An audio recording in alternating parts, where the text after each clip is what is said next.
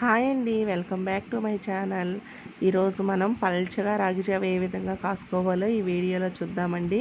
ముందుగా మనం స్టవ్ వెలిగించుకొని ఒక గిన్నె పెట్టుకొని అందులో ఒక పెద్ద గ్లాస్ నిండా వాటర్ అయితే వేసుకోవాలి. నీళ్లు మరిగే లోపల మనం ఇప్పుడు ఒక స్పూన్ రాగి పిండిని ఒక చిన్న గ్లాస్లోకి వేసుకొని పిండి అంతా కలిసేలాగా నీళ్లతో కలిపేసుకోవాలండి, ఉండలు లేకుండా.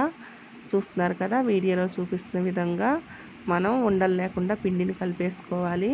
ఇప్పుడైతే నీళ్లు మరిగాయి కదా, ఇందులోనే మన టేస్ట్కి తగినంత సాల్ట్ వేసుకోవాలి. ఈ ప్లేస్లో మీరు తీయగా తాగాలి అనుకుంటే పంచదార కానీ బెల్లం కానీ వేసుకోవచ్చు. నేనైతే ఇప్పుడు మజ్జిగతో తాగుతున్నాను. ఇప్పుడు మనం కలిపేసుకున్న పిండిని అందులోనే వేసేసి మరుగుతున్న నీళ్ళల్లో కొద్దిసేపు ఒక 3 నిమిషాలు అయితే సరిపోతుందండి. పిండి అనేది బాగా మరిగిపోయి చిక్కగా పడిపోతుంది.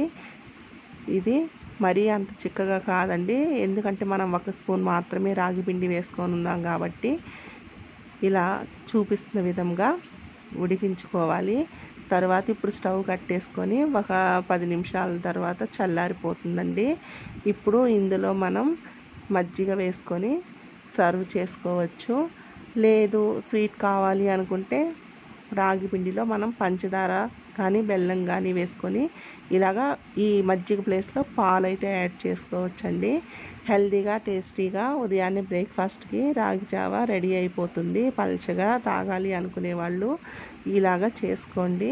ఈ వీడియో కనుక నచ్చినట్లయితే లైక్ చేయండి, షేర్ చేయండి, కామెంట్ చేయండి. మీరు కూడా ఒక్కసారి ట్రై చేయండి. థ్యాంక్స్ ఫర్ వాచింగ్ అండి.